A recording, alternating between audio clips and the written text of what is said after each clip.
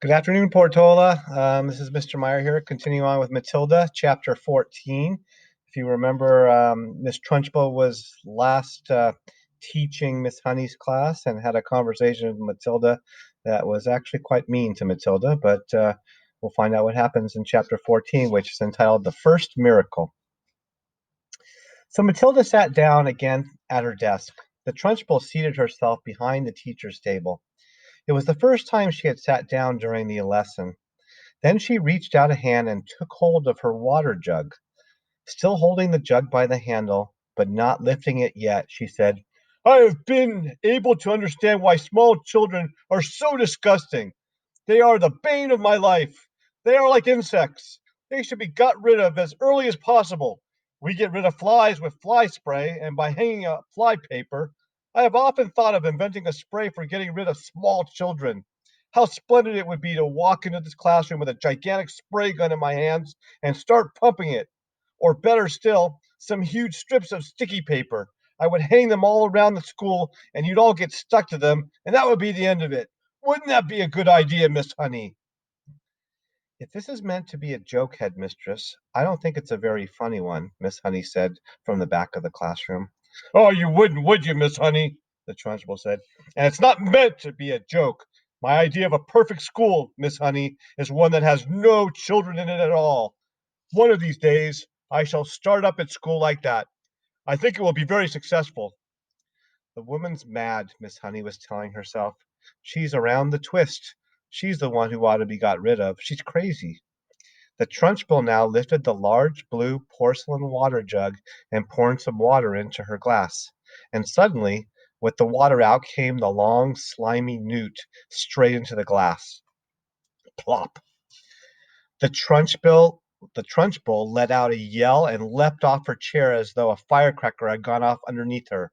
And now the children also saw the long, thin, slimy, yellow-bellied lizard-like creature twisting and turning in the glass, and they squirmed and jumped about as well, shouting, "What is it?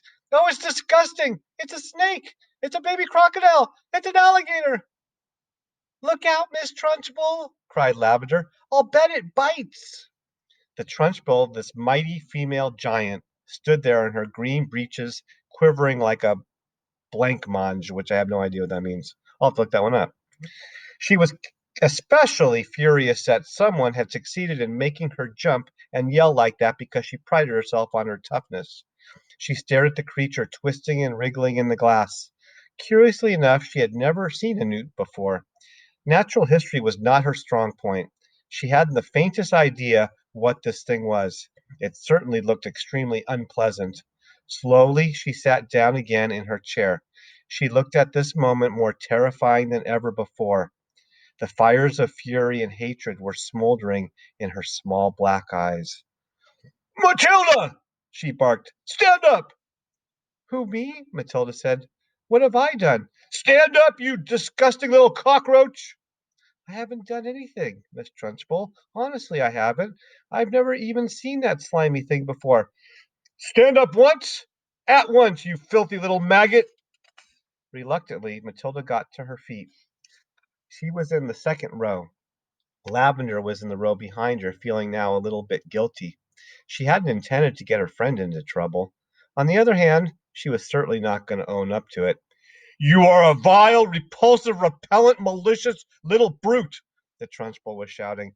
"You are not fit to be in this school. You ought to be behind bars.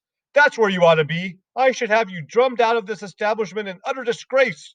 I shall have the prefects chase you down the corridor and out of the front door with hockey sticks.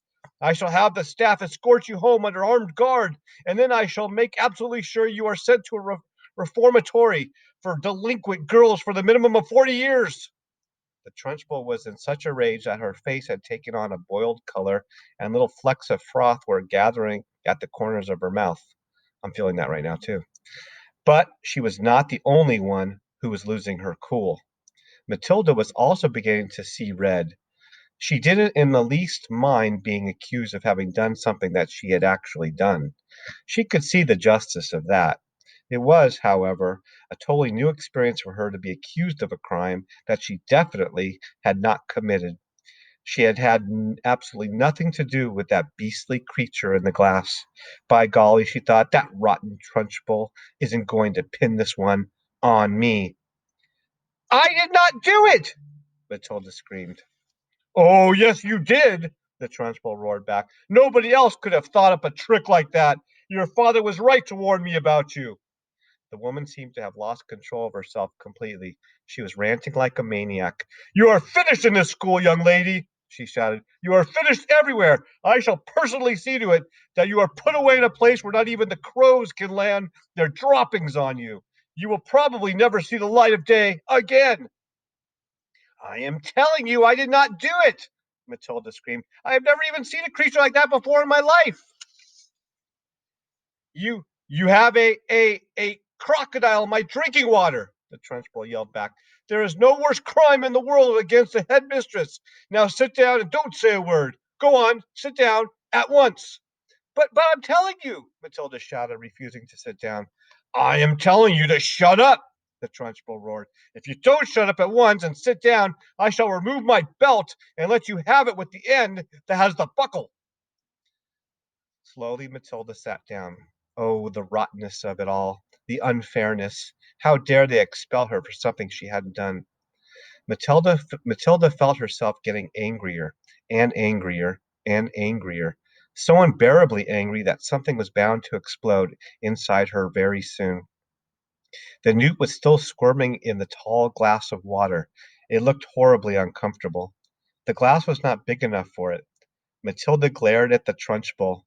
How she hated her! She glared at the glass with the newt in it. She longed to march up and grab that glass and tip the contents, newt and all over Trunchbull's head. She trembled to think what the Trunchbull would do to her if she did do that. The Trunchbull was sitting behind the teacher's table, staring with a mixture of horror and fascination at the newt wriggling in the glass. Matilda's eyes were also riveted on the glass, and now, quite slowly, there began to creep over Matilda a most extraordinary and peculiar feeling. The feeling was mostly in her eyes. A kind of electricity seemed to be gathering inside them. A sense of power was brewing in those eyes of hers. A feeling of great strength was settling itself deep inside her eyes. But there was also another feeling which was something else altogether, and which she could not understand. It was like flashes of lightning. Little waves of lightning seemed to be flashing out of her eyes. Her eyeballs were beginning to get hot, as though vast energy was building up somewhere inside them. It was an amazing sensation. She kept her eyes steadily on the glass, and now the power was concentrating itself in one small part of each eye and growing stronger and stronger, and it felt as though millions of tiny little invisible arms with hands on them were shooting out of her eyes towards the glass that she was staring at. Tip it, tip it, Matilda whispered. Tip it over. She saw the glass wobble. It actually tilted backwards a fraction of an inch, and then righted itself again. She kept pushing at it with all those millions of invisible little arms and hands that were reaching out from her eyes, feeling the power that was flashing straight from the two little black dots in the very centers of her eyeballs. Tip it, she whispered again. Tip it over. Once more the glass wobbled. She pushed harder still, willing her eyes to shoot out more power, and then, very, very slowly, so slowly she could hardly see it happening, the glass began to lean backwards, farther and farther and farther backwards until it was balancing on just one edge of the base. And there it teetered for a few seconds before finally toppling over and falling with a sharp tinkle on the desktop. The water in it and the squirming newt splashed out all over Miss Trunchbull's enormous bosom. The headmistress let out a yell that must have rattled every window pane in the building, and for the second time in the last 5 minutes she shot out of her chair like a rocket. The newt clutched desperately at the cotton smock where it covered the great chest, and there it clung with its little claw-like feet. The Trunchbull looked down and saw it, and she bellowed even louder, and with a swipe of her hand she sent the creature flying across the classroom. It landed on the floor beside Lavender's desk, and very quickly she ducked down and picked it up and put it back into the pencil box for another time. A newt, she decided, was a useful thing to have around. The Trunchbull, her face more like a boiled ham than ever, was standing before the class quivering with fury. Her massive bosom was heaving in and out, and the splash of water down the front of it made a dark wet patch that had probably soaked right through to her skin. "Who did that? Who did that?" she roared. "Come on! Own up! Step forward! You won't escape this time! Who is responsible for this dirty job? Who pushed the glass over?" Nobody answered. The whole room remained silent as a tomb. "Matilda!" she roared. "It was you! I know it was you!" Matilda, in the second row, sat very still and said nothing. A strange feeling of serenity and confidence was sweeping over her, and all of a sudden she found that she was frightened by nobody in the world. With the power of her eyes alone, she had compelled the glass of water to tip and spill its contents over the horrible headmistress, and anybody who could do that could do anything. "Speak up, you clotted carbuncle!" roared the Trunchbull. "Admit that you did it!" Matilda looked right back into the flashing eyes of this infuriated female giant and said with total calmness, "I have not moved away from my desk, Miss Trunchbull, since the lesson began. I can say no more." Suddenly, the entire class seemed to rise up against the headmistress. "She didn't move!" they cried out. "Matilda didn't move! Nobody moved! You must have knocked it over yourself!" "I most certainly did not knock it over myself!" roared the Trunchbull. "How dare you suggest a thing like that? Speak up, Miss Honey. You must have seen everything. Who knocked it over?" "None of the children did, Miss Trunchbull," Miss Honey answered. "I can vouch for it that nobody has moved from his or her desk all the time you've been here, except for Nigel, and he was not moved out from the corner yet." Miss Trunchbull glared at Miss Honey. Miss Honey met her gaze without flinching. "I am telling you the truth, headmistress," she said.